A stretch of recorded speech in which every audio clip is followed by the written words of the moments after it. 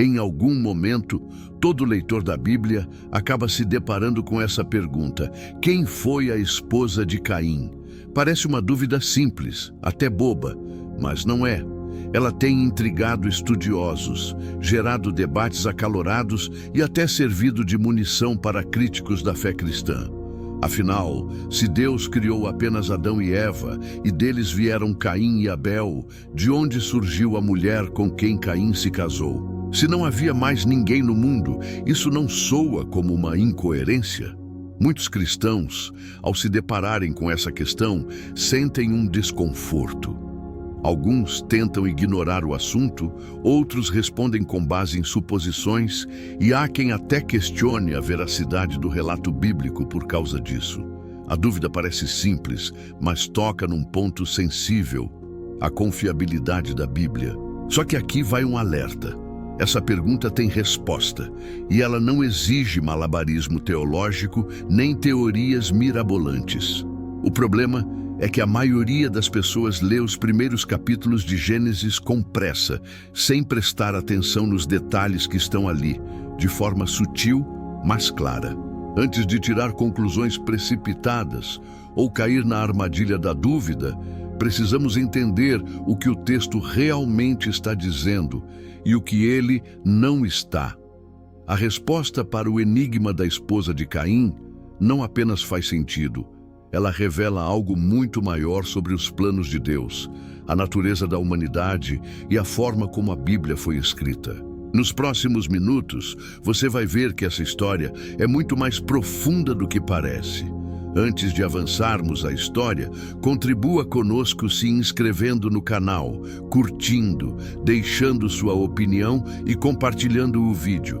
Faça parte da nossa comunidade e nos ajude a espalhar ainda mais a palavra do Senhor.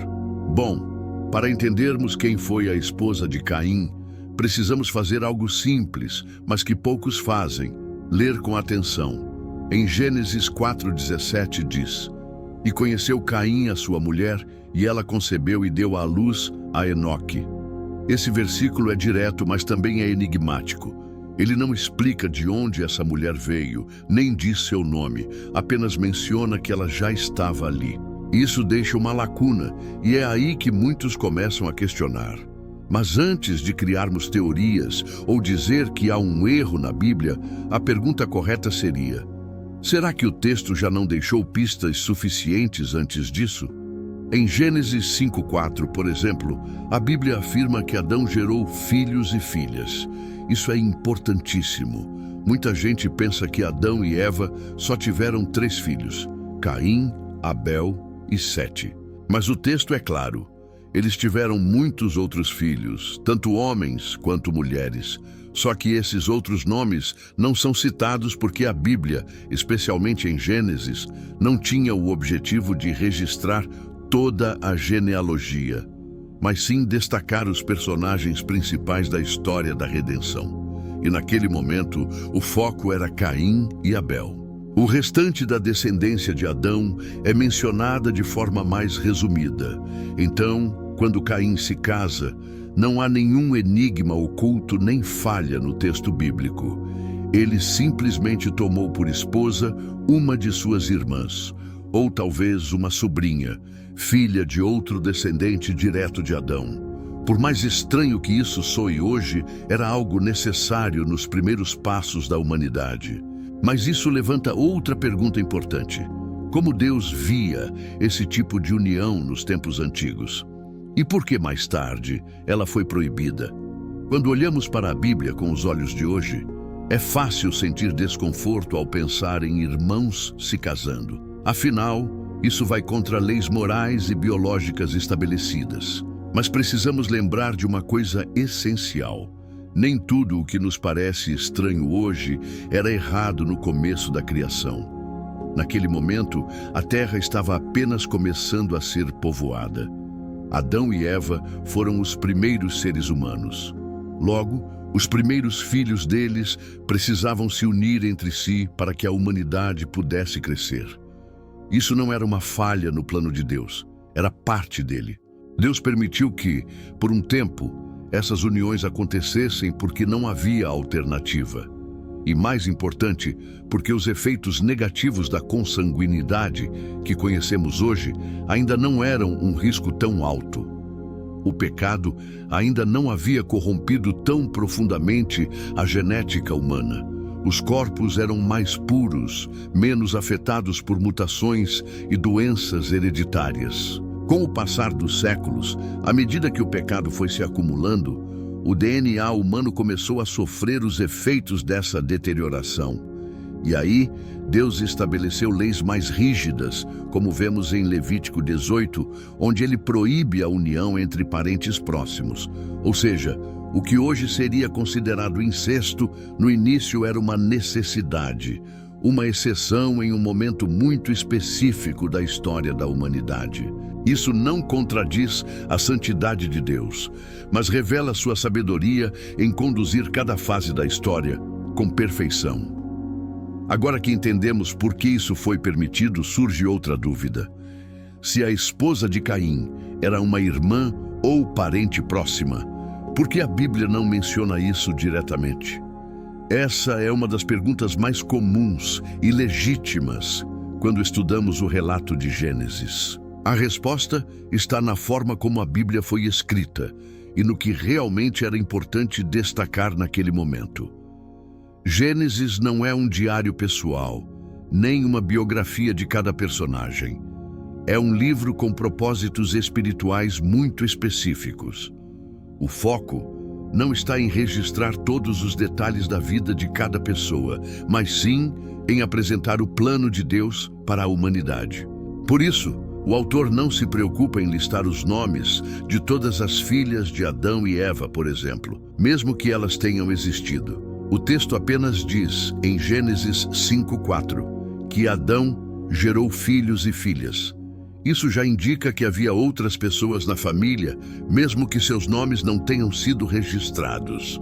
A esposa de Caim, portanto, não é mencionada com nome ou origem exata, porque sua identidade não era o foco da narrativa. O objetivo do texto era mostrar a linhagem que levaria até Noé, depois até Abraão e futuramente até o Messias. Tudo o que estava fora dessa linha principal era deixado de lado. Esse silêncio está longe de ser uma falha, é uma forma de apontar o que realmente importa. Dito isso, essa explicação abre espaço para uma outra questão curiosa. O que aconteceu com os descendentes de Caim? Eles sobreviveram ao dilúvio? Depois que Caim foi expulso da presença de Deus e construiu uma cidade, a Bíblia menciona alguns de seus descendentes. Entre eles, temos nomes como Enoque, não confundir com o Enoque justo, da linhagem de Sete, Irade, Meujael e Lameque. Esse último chama a atenção porque foi o primeiro homem a tomar duas esposas, o que já mostra uma tendência à distorção do plano original de Deus para o casamento. Os filhos de Lameque foram notáveis em áreas como criação de gado, música e metalurgia.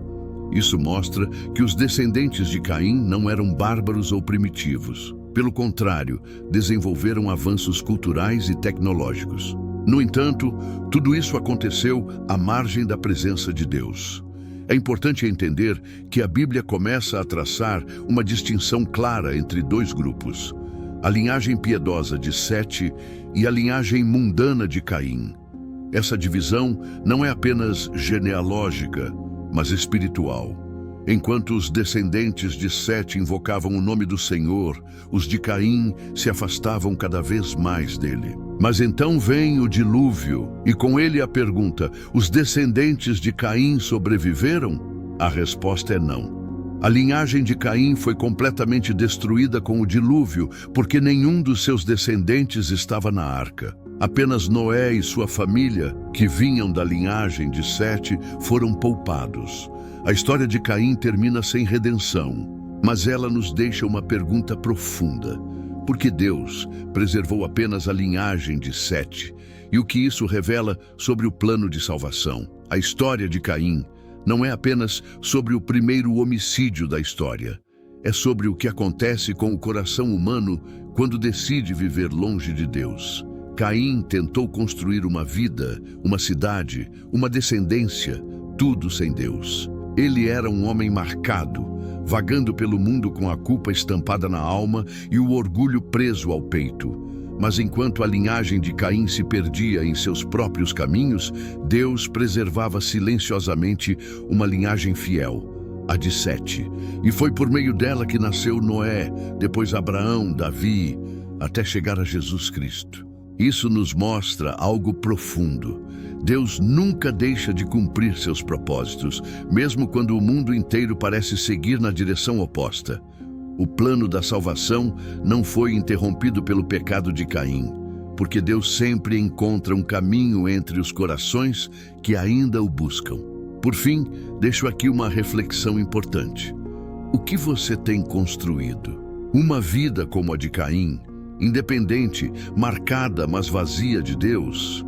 Ou você está disposto a andar como Sete e seus descendentes, glorificando o nome do Senhor, mesmo em meio ao caos?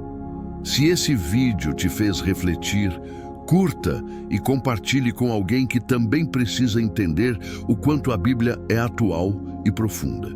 E se ainda não é inscrito, aproveita agora e se inscreve no canal. Deixe sua opinião nos comentários, ela é muito importante. Aproveite também para assistir aos outros vídeos do canal. Tem muito conteúdo que vai te fazer refletir e crescer na fé. Que Deus te abençoe e até o próximo vídeo.